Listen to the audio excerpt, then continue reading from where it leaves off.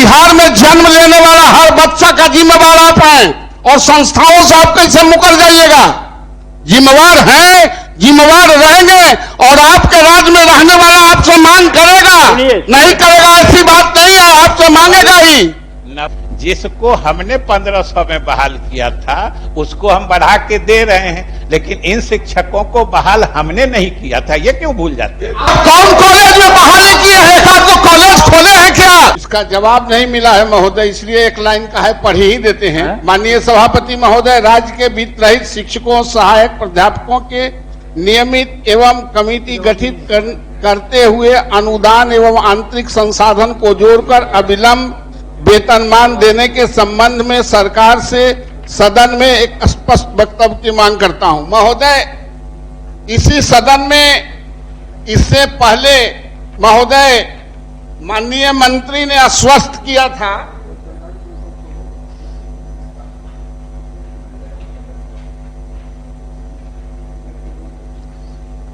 हाँ बोलिए। House in order है तो न महोदय? ऑर्डर में है। अब हमारे तरफ आप देखें तो हमको लगा कि नहीं अब ऑर्डर में हम हैं। हाँ महोदय, आप ही की तरफ देखते हैं। महोदय, मेरा आग्रह है कि इसी सदन में इससे पूर्व के जो सत्र हुआ था, माननीय मंत्री ने कहा था कि हम वित्तरहित कॉलेजों के हम तमाम लोगों ने आग्रह किया था कि आप जो अनुदान देते हैं और जो कॉलेजों के स्कूलों के इंटरनल रिसोर्सेस है, दोनों को मिला के एक बार आप जोड़ लीजिए कमेटी बहाल करके। हम समझते हैं कि राज्य सरकार को एक नया पैसा भी अलग से देने की जरूरत नहीं पड़ेगी और उनको वेतनमान भी मिल जाएगा जो आप तय कर दें। और फिर इससे एक और फायदा होगा कि जो आज बिचौलिया उसके अनुदान के 20%, 25% और 15% खा जाते हैं, डायरेक्ट जब शिक्षक के सूची होगा तो आप उनको भेज सकते हैं, इससे बिचौलिया खत्म हो जाएगा।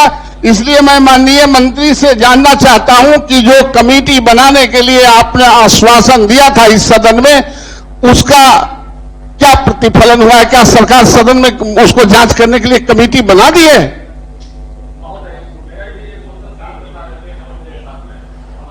कि पिछले बार ये प्रश्न हम भी उठाए थे और माननीय मंत्री जी ने इसमें जवाब दिया था कि हम इसका एक असेसमेंट करेंगे और असेसमेंट करके अगले सदन में हम इसका बताएंगे कि हम लोग इसमें कहां तक पहुंचे हैं। तो हमारा माननीय मंत्री जी से महोदय आपके माध्यम से पूछना है कि क्या सरकार ने असेसमेंट करवाया है कि महाविद्यालय जो वित्त रहित कॉलेजेस हैं उसमें जो ग्रांट की राशि 1.5 करोड़ रुपया मिलता है उसको बढ़ाने का कोई फैसला लिया गया हो? कैसा वेतनमान बनाया जाए जिससे कि एक वेतनमान का जो फॉर्मूला है वो फॉर्मूला हमारा बन जाए और जितने भी वित्त रहित कॉलेजेस हैं हम लोग, क्योंकि बहुत सारे वित्त रहित कॉलेज पहले भी वेतनमान की ओर गए हैं, तो ये वित्त रहित कॉलेजेस की समस्या को परमानेंट समाधान करने की ओर एक हम लोग का सार्थक कदम हो।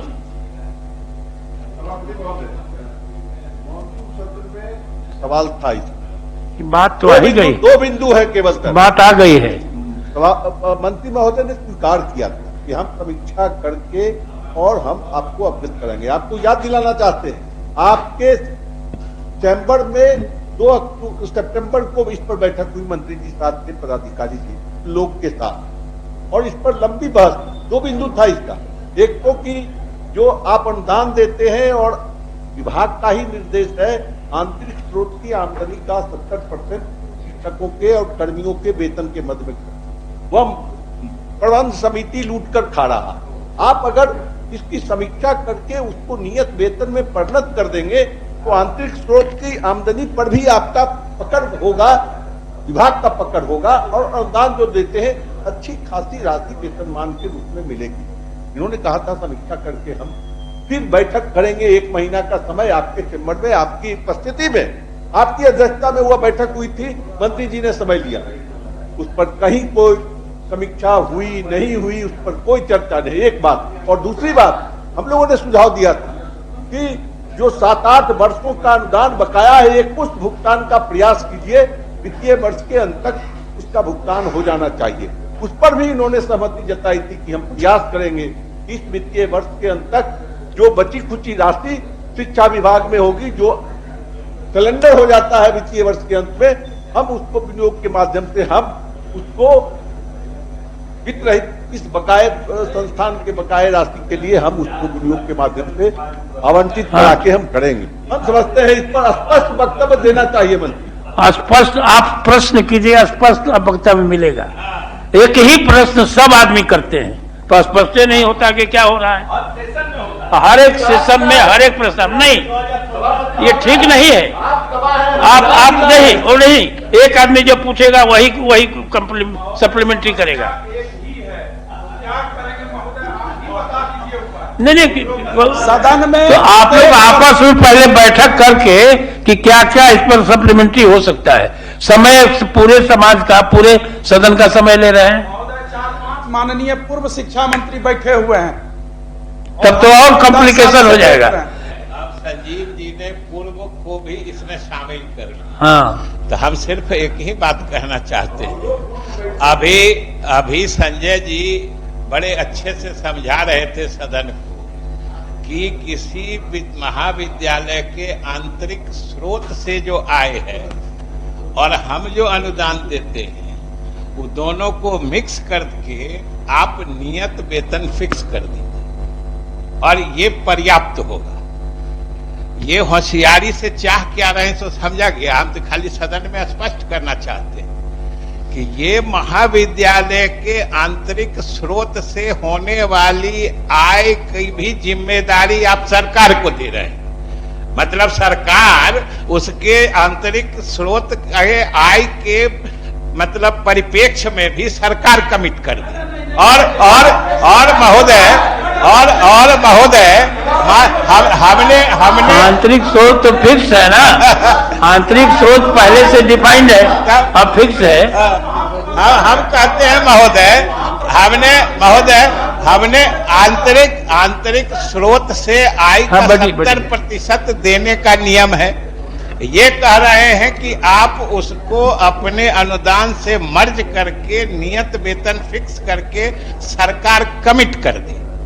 अब समझिए हम अगर कर देते हैं, कल से महाविद्यालय के आंतरिक स्रोत की आय ही नगण्य हो गई, फिर वो कमिटमेंट कौन देगा?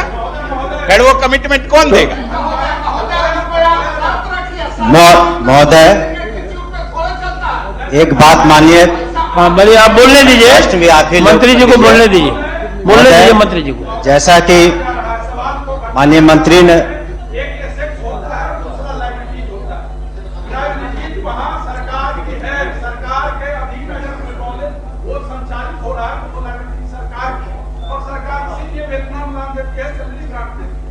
लेकिन वो प्रबंध समिति या शासी निकाय जो होता है वो शासी निकाय ही वितरण करेगी। आप तो एक नीति बना दे, आपने तो कहा था समिति बनाएंगे, फिर बात कहां से कहां चली जाती है।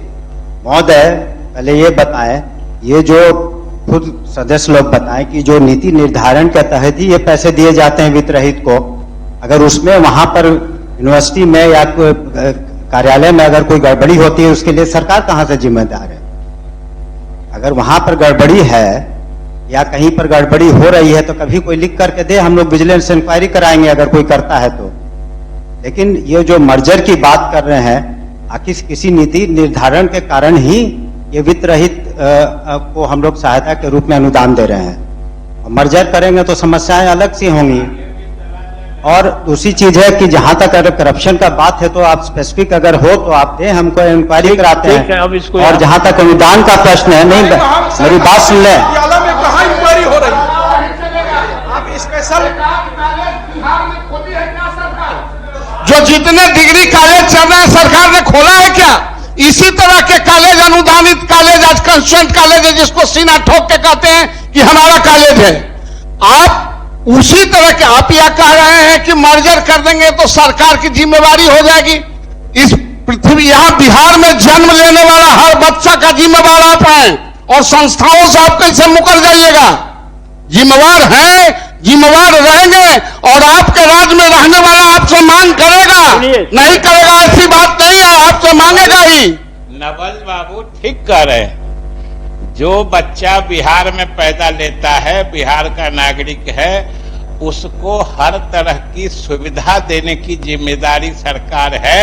सरकार बखूबी समझती है, सरकार बखूबी निभा रही है। लेकिन हर पैदा लेने वाले बच्चे को या जो इस तरह के अनुदानित महाविद्यालय के मतलब शिक्षक हैं, उनको कमिटेड वेतन नहीं देने के लिए ही तो वित्त रहित शिक्षा नीति की बनाई गई थी। तो ये लोग तो उस नीति के तहत, जिस नीति के तहत इन महाविद्यालयों की स्थापना हुई, ये तो बिल्कुल उस नीति के उलट आजकल इसकी दिशा हो गई है।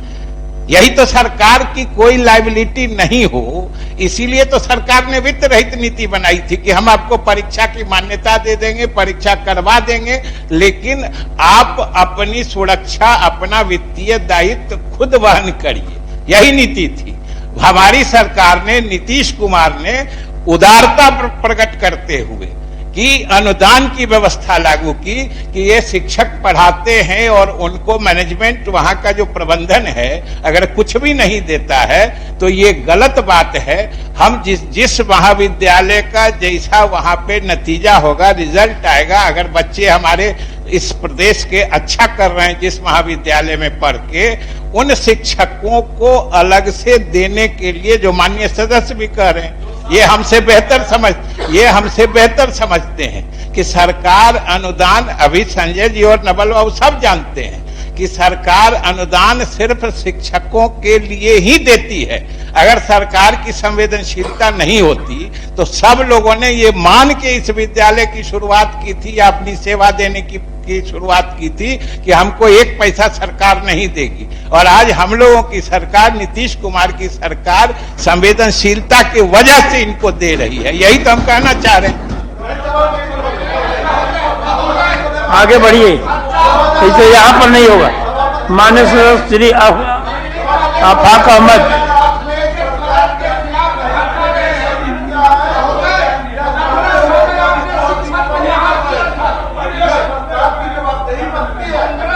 आपने शिक्षक को बहाल किया था, आप 50,000 दे रहे हैं कि नहीं? आपने 1500 में शिक्षक बहाल हुआ, 4,000, 5,000, 6,000 में बहाल हुआ। आज आप 50,000, 55,000 दे रहे हैं कि नहीं? ये नवल बाबू ठीक कह रहे हैं।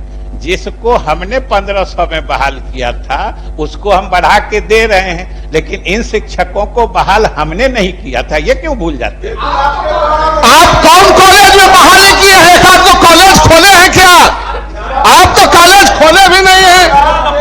हम महोदय, इसके बाद माननीय मंत्री से जवाब चाहिए, पूर्व मंत्री से जवाब नहीं चाहिए।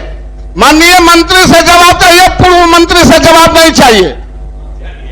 सरकार जवाब देती है ना जी। अब तो नहीं, ये गलत बात है। सरकार जवाब देती है।